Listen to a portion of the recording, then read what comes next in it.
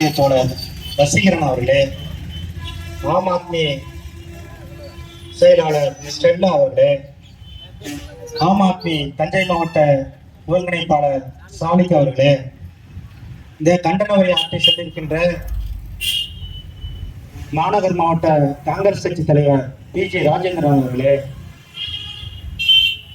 Marxist communist கட்சியின் தஞ்சை மாவட்ட செயற்குழு உறுப்பினர் பி. செந்தில்குமார் அவர்களே, அதே போல விடுதலை சிறுத்தைகள் கட்சியின் மைய மாவட்ட செயலாளர் கோ. ஜெயசங்கர் அவர்களே, இங்கு கூடியிருக்கின்ற பெரியவர்களே, நண்பர்களே, தோழர்களே, உங்கள் அனைவருக்கும் மாலை நேர வணக்கங்கள்.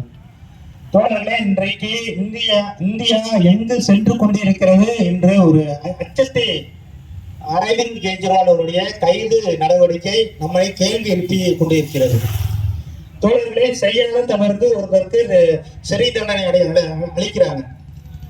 ஜாமீன் கொடுக்கறதுக்கான வாய்ப்புகள் இருக்குதா என்னங்கிறது எல்லா கோர்ட்டும் தள்ளுபடி செஞ்சுக்கிட்டே வர்றாங்க. அதை பத்தி பேசவே இல்லாம தள்ளுபடி பண்ணிக்கிட்டே இருக்கிறாங்க. ஒண்ணு கைது பண்ணி நான் எஃப்ஐஆர் போட்டுறணும், அதுக்கப்புறம் சிறையில் அடைக்கணும். எஃப்ஐஆர் போடாமையே சிறையில் அடைக்கிற போக்கு இந்த பிஜேபி அரசின் அரசுல தான் தொடர்ந்துகிட்டே வருது. தோழர்களே, இந்தியா தனியார் மயத்தை நோக்கி வேகமாக சென்று கொண்டிருக்கிறது. அதை எதிர்ப்பவர்கள், பிஜேபியை எதிர்ப்பவர்கள் அனைவரும் சிறைச்சாலைக்கு செல்லக்கூடிய சூழ்நிலையை ஏற்படுத்தி கொண்டிருக்கிறார்கள். இன்னுமே அடுத்த தேர்தல் ஏற்படுமா என்பதை அனைவருமே கேள்வியை எழுப்பிக் கொண்டிருக்கிறார்கள்.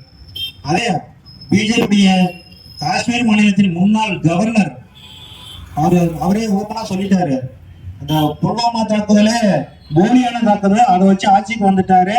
இன்னுமே இந்த வாட்டி ஜெயிச்சுட்டாருனாக்கா இன்னுமே தேர்தலே நடக்காது, ஜெயிக்கிறது விட்டுறாதீங்க அப்படின்னு ஒரு கவர்னர் பிஜேபி அரசு நிர்வகித்து ஒரு கவர்னர் சொல்றாரு. அதே போல பாருங்க, சுப்ரீம் கோர்ட் நீதிபதி சொல்றாரு, சந்திரசூட் அவர்கள் சொல்றாங்க, இந்தியா நம்ம யாராலையும் பாதுகாக்க முடியாது, மக்கள் ரோடில் இறங்கி போராட வேண்டும், அடக்குமுறைகளை எதிர்த்து போராட வேண்டும், அனைத்து மக்களும் விழித்துக் கொள்ள வேண்டும் என அவரு சுப்ரீம் கோர்ட் ஜட்ஜி நம்மளுக்கு எச்சரிக்கை கொடுக்கிறாரு. இல்ல எங்க இருந்து போகுது பாருங்க. இப்ப தமிழ்நாட்டுக்குள்ள அவங்க காலடி வைக்க முடியல, ஆனா எல்லாரையும் மிரட்டி கூட்டணிக்குள்ள கொண்டு வர்றாங்க. கூட்டணி கொண்டு வந்துட்டாங்க.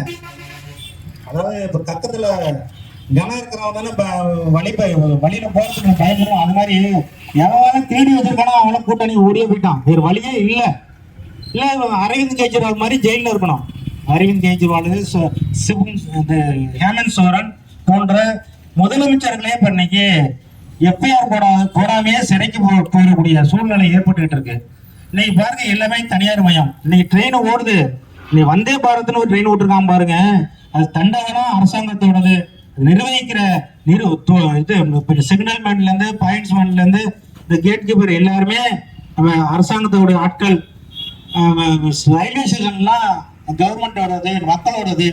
ஆனா இந்த போற ட்ரெயின் ரயில் பெட்டிகளும் இந்த நம்மளோடதுதான், மக்களோடதுதான். டிக்கெட் கொடுக்கறது மட்டும் தனியார்ட்ட கொடுக்குறாங்க. அந்த ட்ரெயினை பாருங்க, சென்னையில இருந்து திருச்சிக்கு 4 மணி நேரத்துல வந்துருதுன்னு பெருமையா பேசுறாங்க. அரசோட இயந்திரத்தை எல்லாமே பயன்படுத்திட்டு வண்டி வேகமாக வருதுன்னு பிரைவேட்டா கொடுத்துட்டான். இப்ப இன்னைக்கு ட்ரெயின் டிக்கெட்டை பாருங்க, இன்னைக்கு ஒரு முகூர்த்த நாட்களோ இல்ல விடுமுறை நாட்களோ இருக்குன்னு வச்சுக்கலாம், இந்த மாநில டிக்கெட்டை விட ஏத்துறான் பாத்தீங்களா, அதுல 2 மடங்கு 3 மடங்கு 4 மடங்கு ஏத்துறான். யாருமே கேட்கவே முடியாது, அந்த டிக்கெட்டை ரத்து பண்ண முடியாது. அது மாதிரி சூழ்நிலை ஏற்படுத்தான். அதாவது மக்களே, தோழர்களே, நண்பர்களே, இன்னைக்கு அபாயத்தை நோக்கி நாம் சென்று கொண்டிருக்கிறோம். இந்தியாவை காப்பாற்றப்பட வேண்டும் எனில் இந்தியா கூட்டணிக்கு அனைவரும் வாக்களித்து, ஆம் ஆத்மி தலைவர்கள் எல்லாம் ஜெயில இருக்கிறாரு, அதே போல ஹேமந்த் சோரன் ஜெயில இருக்கிறாரு.